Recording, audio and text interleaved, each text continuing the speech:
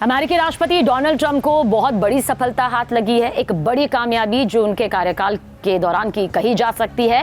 Republican party के सदस्यों के समर्थन से दरअसल अमेरिकी संसद के निचले सदन हाउस ऑफ रिप्रेजेंटेटिव्स ने वन बिग ब्यूटीफुल बिल को पास कर दिया है। हालांकि पसीने छूट गए ट्रंप के इस बिल को पास करवाने में, लेकिन ये उपलब्धि उनके खाते में अब आ चुकी है और इसी के साथ इस बिल को अमेरिकी संसद के दोनों सदनों से मंजूरी भी मिल गई है।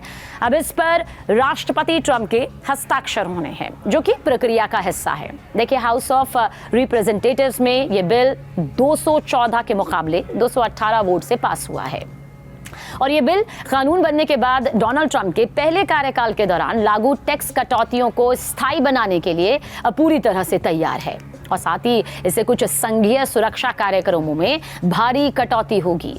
अब इतने बिलों में यही बिल इतना क्यों खास है? इसी बिल पर क्यों नजरें टिकी हुई थी? क्यों ट्रंप की साख से जोड़कर देखी जा रही थी? बहुत सारे ऐसे सवाल हैं जो हर किसी के जहन में यहाँ पर उठते भी हैं। कांग्रेस बजट ऑफिस यानी कि सीबीओ के मुताबिक इस बिल से देश के 36.2 ट्रिलियन डॉलर के कर्ज में 3.4 ट्रिलियन डॉलर की बढ़ोतरी होने की आशंका है और ये अगले दशक में कर राजस्व में अनुमानित 4.5 ट्रिलियन डॉलर की कमी करेगा, जबकि संघीय खर्च में 1.1 ट्रिलियन डॉलर की कटौती यहां पर करेगा, मुख्य रूप से मेडिकेड में कटौती के जरिए। अब आप समझिए इसे और विस्तार से। दरअसल डेमोक्रेट्स ने सर्वसम्मति से इस बिल का विरोध किया था और इसकी आलोचना करते हुए कहा कि ये अमीर लोगों के लिए अप्रत्याशित फायदा है, यानी कि आखिरकार फायदा उन्हीं तक पहुंच रहा है, जबकि लाखों आम लोग स्वास्थ्य सेवा से वंचित रह जाएंगे, वहां तक पहुंच ही नहीं पाएंगे या फिर वो स्वास्थ्य संबंधी सेवाओं की जो नीतियां हैं उन लोगों तक नहीं पहुंच पाएगी। देखिए, डेमोक्रेटिक पार्टी नेता हकीम जेफरिस ने इसे लेकर कहा था कि इस बिल का मकसद उन सभी कटौतियों का औचित्य सिद्ध करना है जो आम अमेरिकियों को नुकसान पहुंचाएगी और इससे अरबपतियों को भारी कर छूट मिलेगी। और इसके उलट, बिल्कुल उलट, रिपब्लिकन खेमे ने इस बिल की तारीफ करते हुए एक प्रमुख तौर से आर्थिक प्रोत्साहन के रूप में, आर्थिक मजबूती के तौर पर, एक बड़े बदलाव के तौर पर इसकी सराहना की, इसकी गुणवत्ता को यहां पर बताया। स्पीकर माइक जॉनसन ने क्या कहा, यह बहुत जरूरी है जानना। दरअसल उनके मुताबिक ये अर्थव्यवस्था के लिए जेट ईंधन है, जेट ईंधन। ये बिल माता पिता, वरिष्ठ नागरिकों, ओवरटाइम कामगारों और टिप्ड आय वर्जित करने वालों के लिए लाभ का विस्तार करेगा, जो ट्रंप के 2024 के अभियान के कई वायदों को पूरा करता है।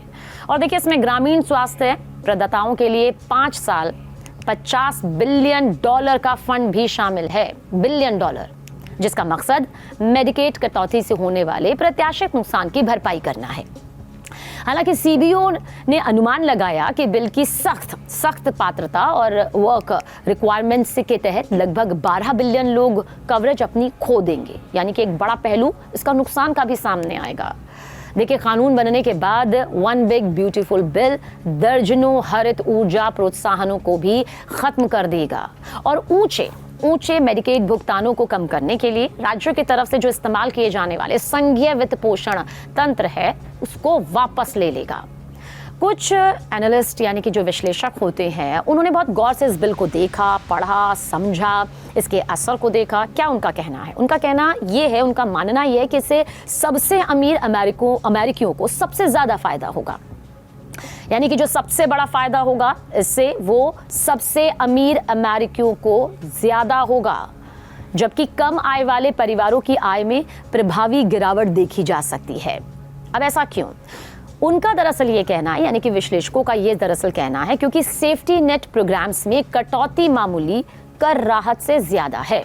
इस नए कानून से जुड़े मुद्दे के 2026 के मध्यावधि चुनावों में प्रमुखता से इसे शामिल होने की उम्मीद है, जिसमें डेमोक्रेट कांग्रेस के कम से कम एक सदन को फिर से हासिल करने की कोशिश कर रहे हैं, जबकि सबसे विवादास्पद खर्च कटौती में से उस चुनाव के बाद प्रभावी होने वाली हैं। रिपब्लिकन का तर्क क्या है? अब उनका तर्क आप समझिए। उनका तर्क है कि बिल की तत्काल कर राहत आर्थिक विकास को बढ़ावा देगी, इससे कोई नुकसान यहाँ पर नहीं होगा, बल्कि ये तो फायदेमंद है। पर अब इतना तय है कि इस बिल को पास करवाने में ट्रंप के पसीने जो छूटे थे वो काम आ गए।